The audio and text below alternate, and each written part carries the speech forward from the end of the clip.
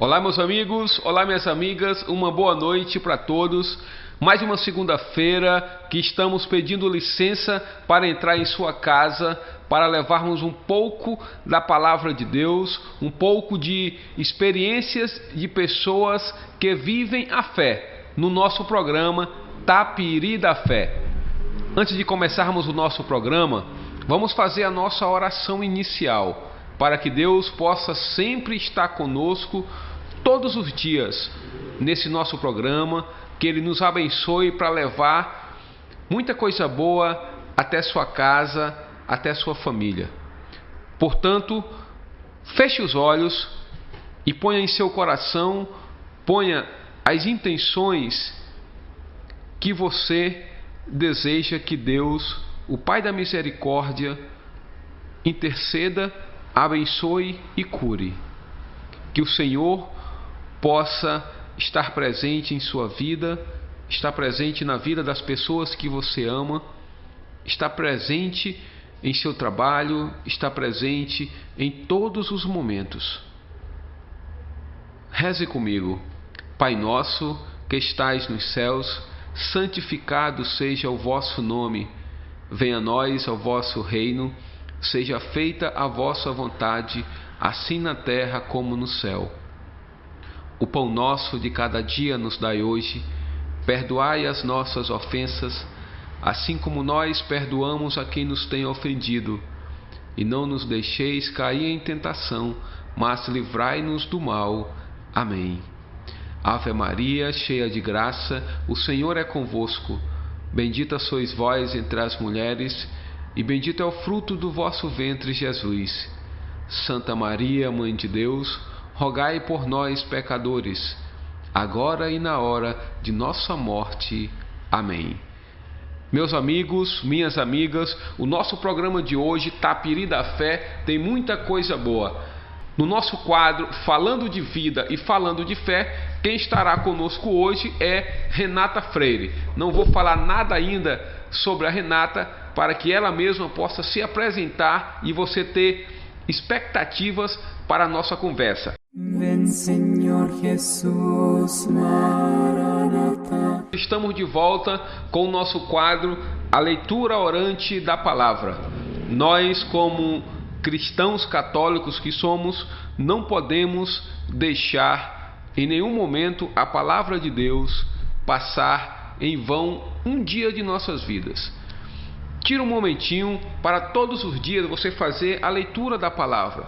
Um versículo, um salmo, a oração de um salmo, logo quando você sai de casa para ir ao trabalho, no momentozinho do intervalo do almoço, depois abra a sua palavra de Deus no celular mesmo. Tem vários aplicativos da Bíblia Católica, da Palavra de Deus. Abra e faça a leitura, faça a reflexão. É a Bíblia, a Palavra de Deus, que sustenta a nossa fé. Sem ela, sem entendermos e sem lermos o que Deus quer para nós, é difícil chegarmos à nossa paz que nós tanto desejamos. Portanto, eu quero que você pegue a sua Bíblia e abra em Marcos, capítulo 9, versículo do 14 ao 29. Marcos, capítulo 9, versículo 14 ao 29. Amém, irmãos? Então, vamos ler juntos. E chegando junto aos outros discípulos, viram uma grande multidão em torno deles e os escribas discutindo com eles. E logo que toda a multidão o viu, ficou admirada e correu para saudá-lo. Ele perguntou-lhes: que discutis com eles? Alguém da multidão respondeu: Mestre, eu te trouxe meu filho que tem um espírito mudo. Quando ele o torna, atira-o pelo chão, e ele espuma, range os dentes e fica rígido. Pedi aos teus discípulos que o expulsassem, mas não conseguiram. Ele, porém, respondeu: Ó geração incrédula, até quando estarei convosco? Até quando vos suportarei? Trazei-o a mim. Levaram-no até ele. O espírito, vendo a Jesus, imediatamente agitou com violência o menino, que, caindo por terra, rolava, espumando. Jesus perguntou ao pai: há quanto tempo lhe sucede isto? Desde pequenino, respondeu, e muitas vezes o atira ao fogo ou na água para fazê-lo morrer. Mas, se tu podes, ajuda-nos, tem compaixão de nós. Então Jesus lhe disse: se tu podes, tudo é possível àquele que crê. Imediatamente o pai do menino gritou: eu creio, ajuda a minha incredulidade. Vendo Jesus que a multidão afluía, conjurou severamente o espírito impuro, dizendo-lhe: espírito mudo e surdo, eu te ordeno, deixa-o e nunca mais entre nele. E gritando e agitando-o violentamente saiu. E o menino ficou como se estivesse morto. De modo que muitos diziam que ele morrera. Jesus, porém, tomando-o pela mão, ergueu-o e ele se levantou. Ao entrar em casa, perguntaram-lhe seus discípulos: a sós, por que não podemos expulsá-lo? Ele respondeu: essa espécie não pode sair a não ser com oração. Palavra da nossa salvação. Meus amigos, minhas amigas, nós estamos se aproximando do tempo da Quaresma, um tempo de refletirmos sobre os nossos atos, de fazermos a penitência, de estarmos sempre querendo a nossa conversão. Na leitura de hoje, de segunda-feira, do dia 21, mais uma vez nós vemos as pessoas procurando Jesus para que Jesus cure o menino, cure uma pessoa. Desta vez é um pai desesperado que pediu aos discípulos de imediato e os discípulos não conseguiram expulsar o demônio. E o pai implora a Jesus: retira do meu filho este espírito que está a matá-lo. Quantas vezes nós não somos a figura desse pai? Ir ao encontro de Jesus para pedir que ele nos ajude porque estamos passando por alguma dificuldade. Pedir que ele salve, nos perdoe pelas nossas tantas falhas, porque somos pecadores. Sempre vamos ao encontro de Jesus para pedir. Mas assim como nós pedimos a Jesus, nós devemos também ter a mesma atitude do Pai, de não só pedir, mas de sermos humildes e dizermos: a minha fé é pouca, perdoe a minha incredulidade. São as palavras do Pai, que pede a Jesus pelo seu Filho. Mas um ponto que eu quero destacar, além desse ir ao encontro de Jesus para pedir, para ser curado, para sermos curados de nossos pecados, eu quero destacar a última parte da leitura, quando Jesus entra em casa com os discípulos, e ele só com os discípulos o questionam: por que nós não conseguimos expulsar o demônio do menino? E Jesus responde: Porque tem certo tipo de demônio que só pela oração, ou com muita oração. Nós vimos aqui, meus amigos, já no nosso Tapiri da Fé, nesse nosso momento de leitura orante da palavra, vários momentos em que Jesus, depois de multiplicar os pães, fazer inúmeros milagres, ele sempre se retira para fazer oração. E Jesus diz: esse tipo de demônio só com oração, muita oração. É a oração, palavra de Deus, e a oração que fortifica a nossa vida, que fortifica a nossa fé. Outra coisa, a gente está caminhando ou remando numa canoa sem quilha. Rema, ela só faz rodar. Oração e a palavra de Deus são as dicas de Jesus.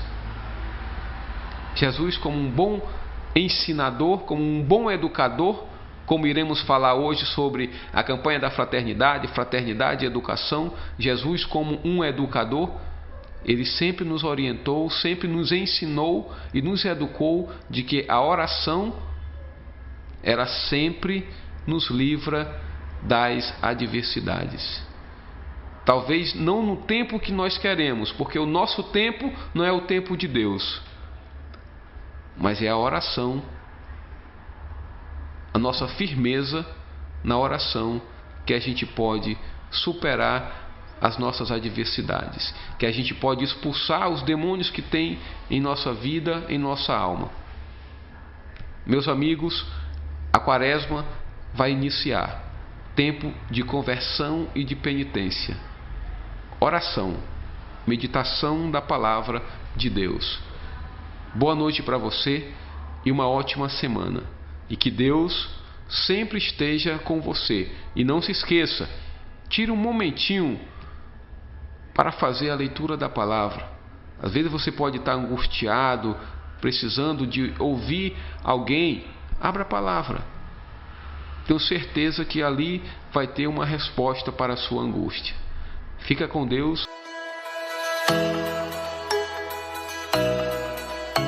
Estamos de volta com o nosso quadro Falando de Vida e Falando de Fé. Como eu falei para vocês no início do programa, quem está aqui conosco é uma jovem que tem uma caminhada muito linda dentro da comunidade, dentro da igreja, e acima de tudo ela trabalha na Secretaria Estadual de Educação. O nosso tema hoje é Fraternidade e Educação, o tema da campanha da fraternidade. E quem vai bater um papo super extrovertido conosco hoje é a Renata Freire. Boa noite, Renata. Boa noite, Kelmis.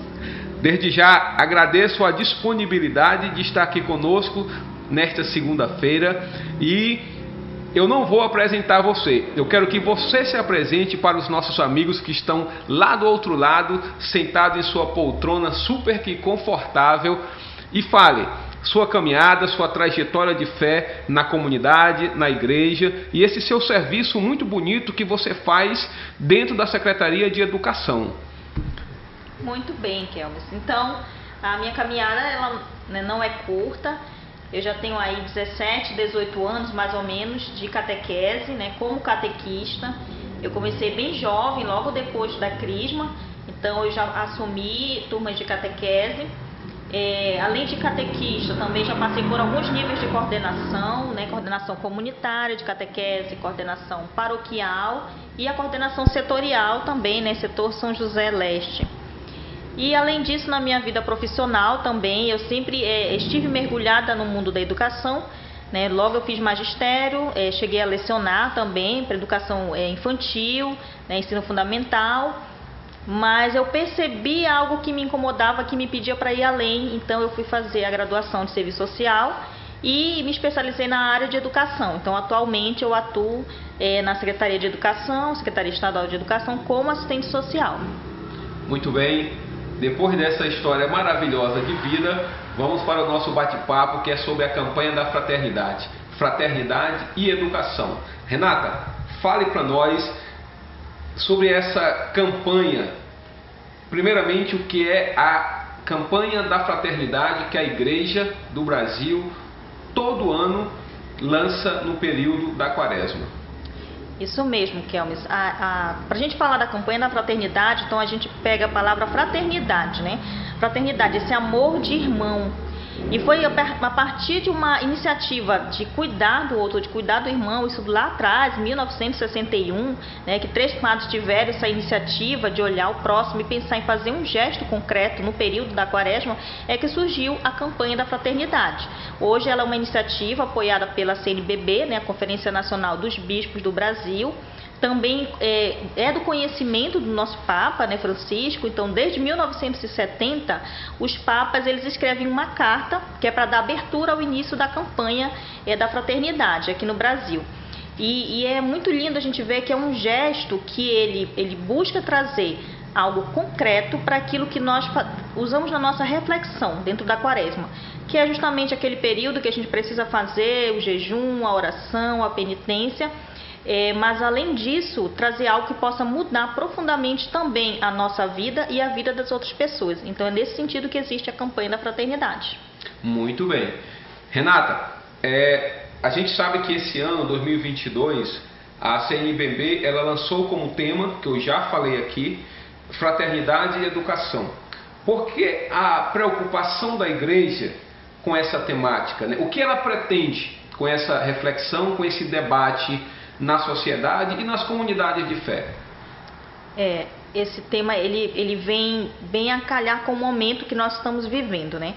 Como eu já disse, a campanha da fraternidade ela sempre tem a ver com algo que a sociedade, algo concreto que a sociedade está vivendo, uma dor que a sociedade está sentindo. E a educação, ela desde 2019 para 2020, quando iniciou a pandemia, ela sofreu, né, um baque assim, muito forte, que ela precisou toda se transformar, se organizar para continuar acompanhando a vida em sociedade.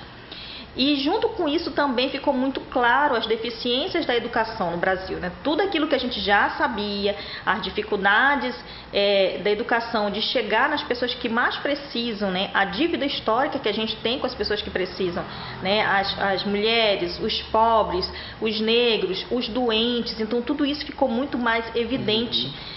A gente teve que fazer um salto da tecnologia para fazer a educação chegar nas pessoas, porém essas pessoas às quais eu já falei, elas acabaram ficando à margem.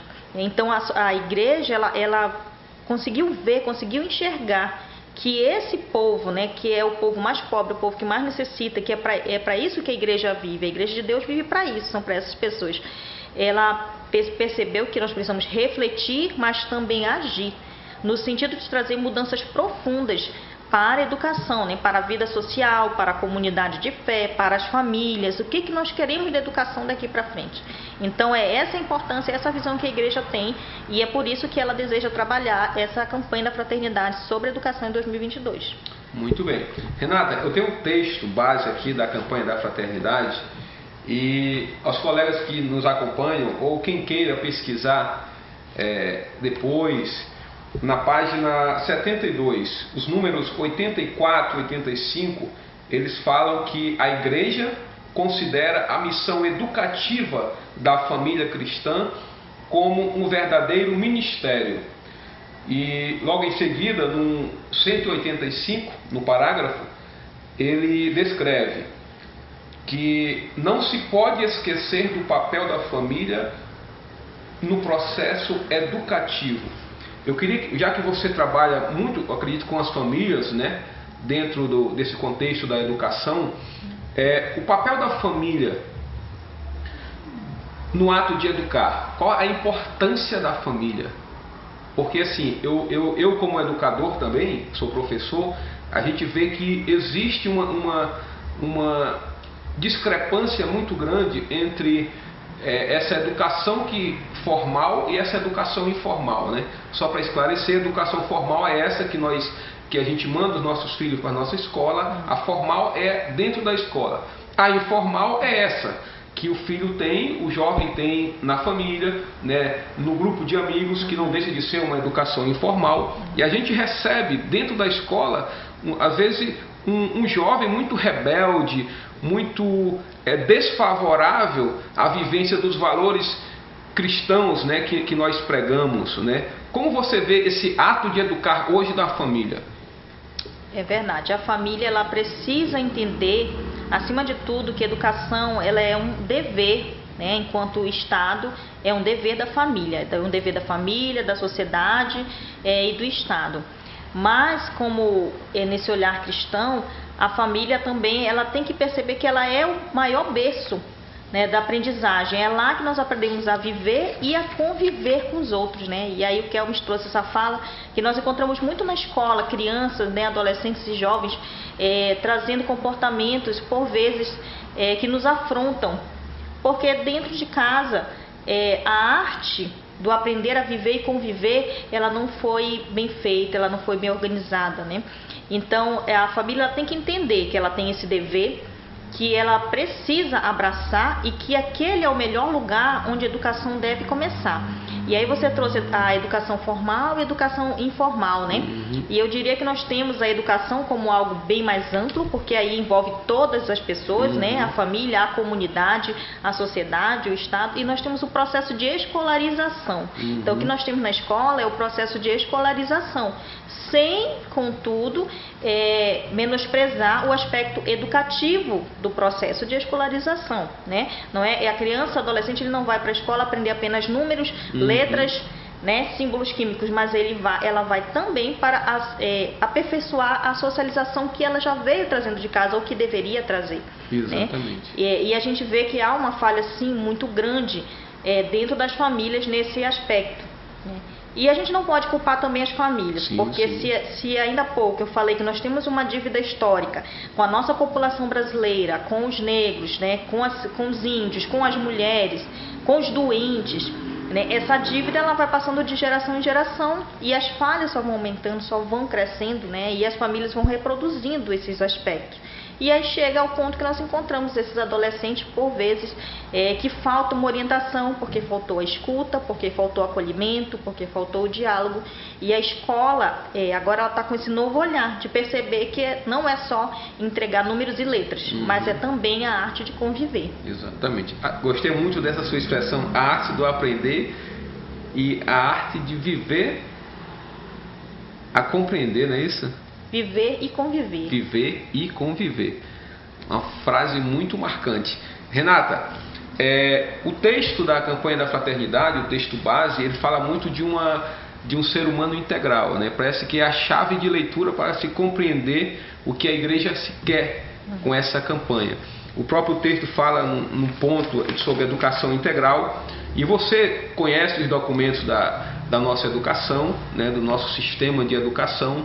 E é uma palavrinha também muito forte, educação integral, formar o jovem de forma integral. Eu acho um termo muito bonito, esse novo humanismo que se usa aqui, né? Eu queria que você falasse para nós o que é formar esse ser humano de forma integral, do ponto de vista da fé e do ponto de vista também secular, vamos se dizer assim. Perfeito. Antes de tudo, trazer um aspecto, né? Quando a gente fala desse humanismo integral e de uma educação integral, algumas pessoas confundem de pensar que educação integral é aquela escola de tempo integral onde o estudante fica ali de manhã até o final da tarde. E isso não é uma educação integral, né?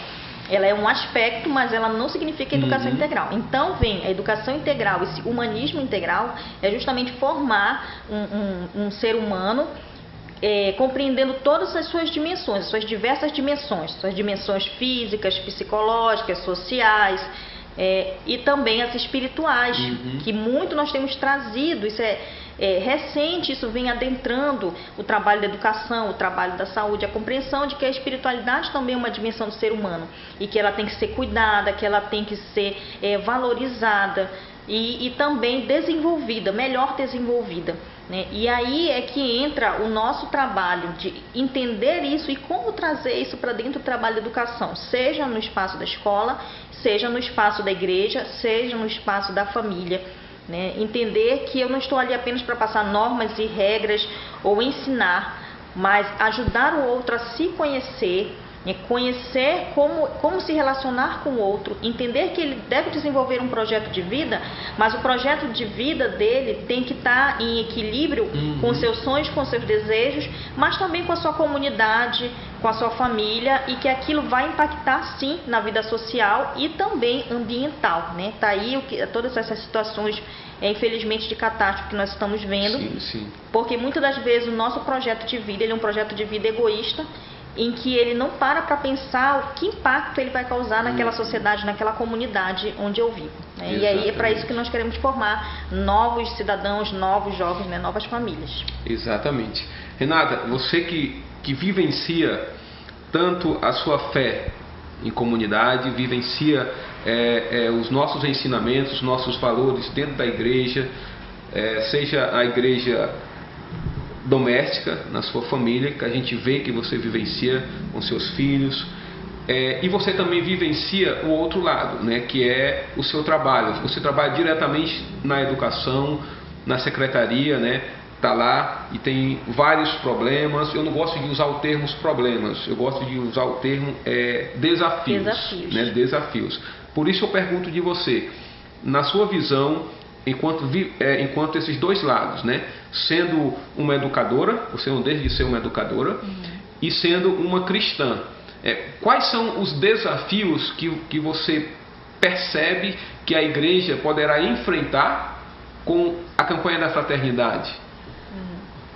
É verdade, nós temos sim desafios, né? Tanto no campo pessoal, familiar, comunitário, como profissional também, né? E um deles passa justamente pelo diálogo, pela dificuldade que nós temos de conversar com o outro, de ter aspectos de vida, de vista diferentes, mas que nem por isso eu preciso me tornar inimigo. Eu posso discordar do outro, me colocar, mas não preciso virar inimigo. Então, quando nós partimos do princípio que o diálogo é necessário, que eu devo respeitar a fala do outro, que eu posso não concordar, mas eu preciso ter um espaço ali de acolhimento da fala do outro, isso aí já é muito importante, mas é bem difícil. E isso pode acontecer em todos os níveis, né? No âmbito profissional, muitas das vezes a gente precisa se colocar, e nem sempre aquilo é o que agrada, como eu gosto sempre de dizer, a pessoa que tem o poder da caneta.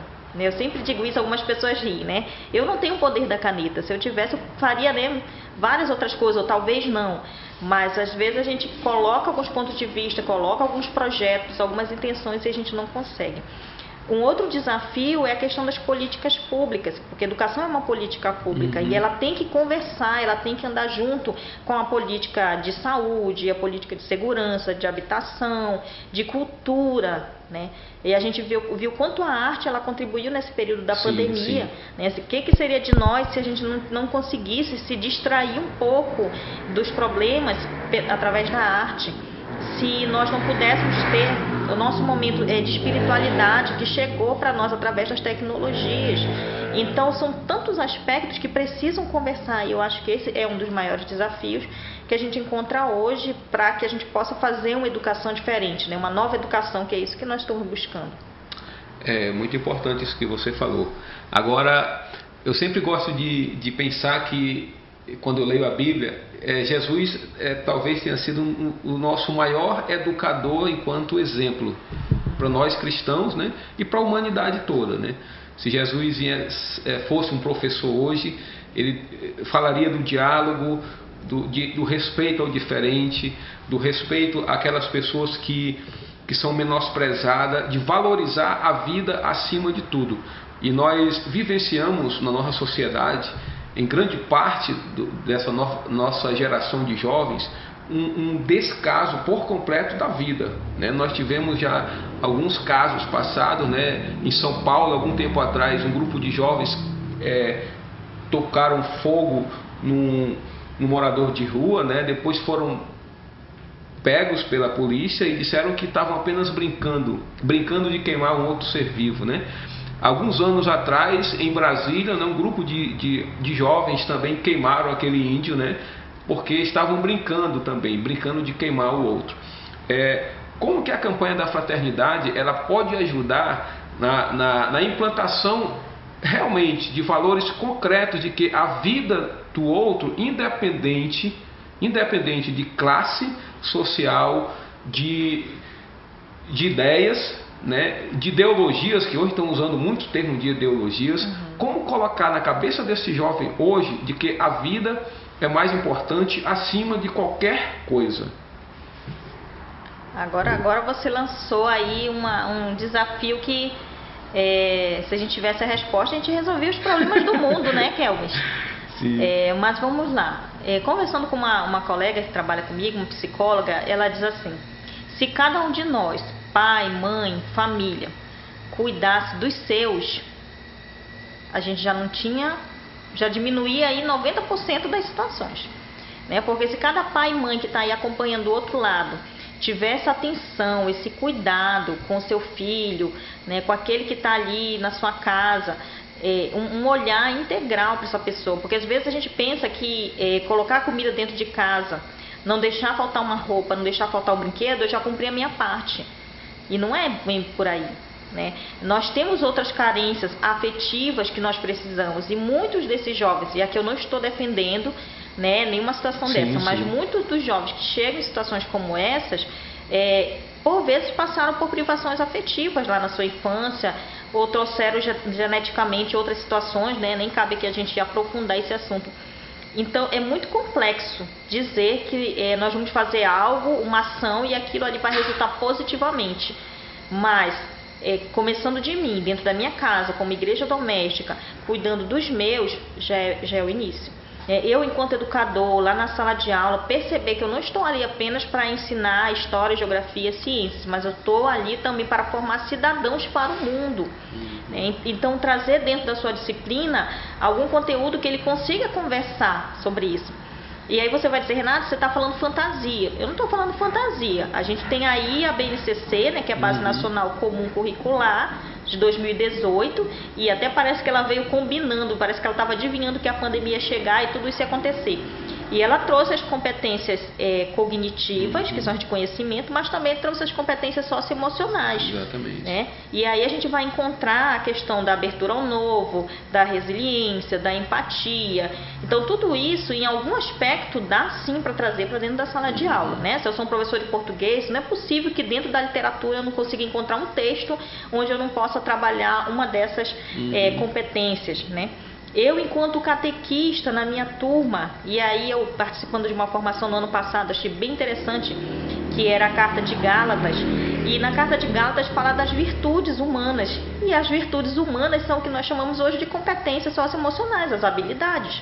Então, a palavra de Deus, o tempo todo, ela está nos ensinando, nos orientando, nos instruindo daquilo que praticamente nós podemos fazer. Só que nós temos que estar atentos, abertos e assumir também a nossa missão.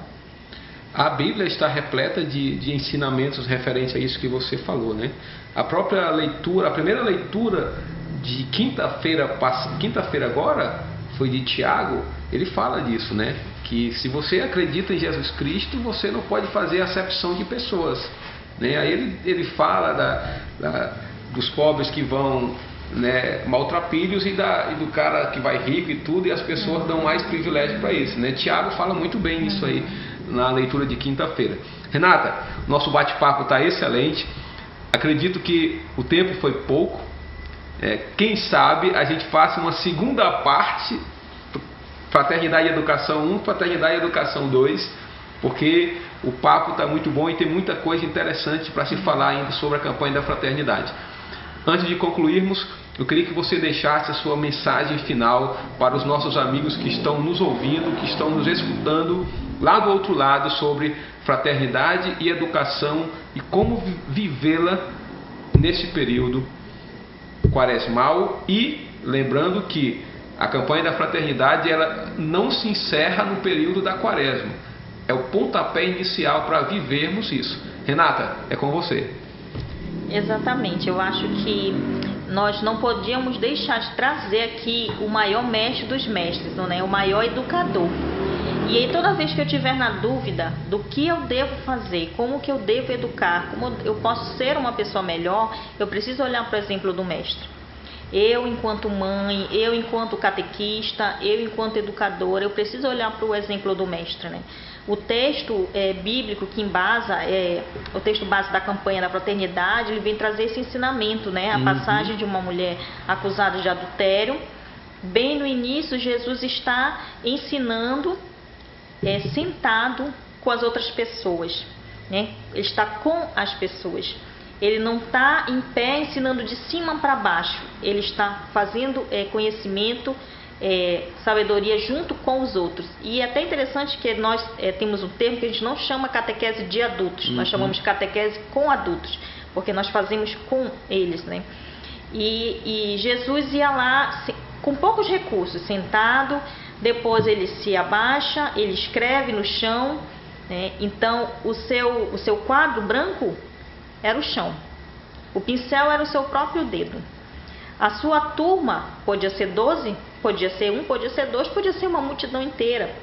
Então ele é o grande mestre dos mestres, que vem para nos ensinar, para transformar o conhecimento, muito mais do que ler o que estava escrito, né? Apenas as escrituras ele sabia ler e interpretar.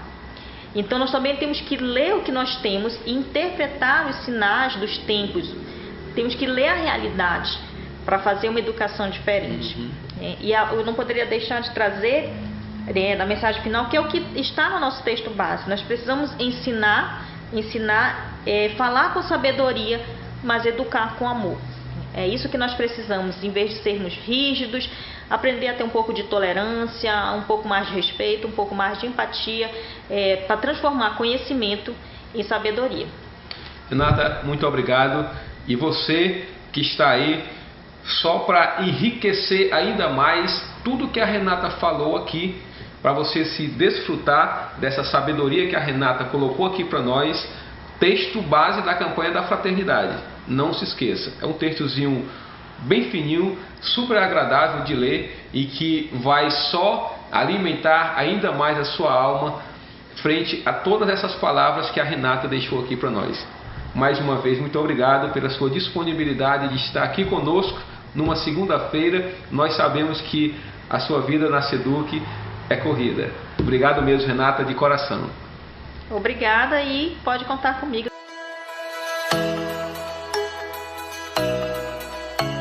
Estamos encerrando o nosso Tapiri da Fé. Mais uma segunda-feira que, graças a Deus, Ele nos permitiu estar aqui conosco, estar aqui com vocês, para levarmos um pouquinho da palavra de Deus, para levar pessoas como a Renata Freire, falando de vida e falando de fé.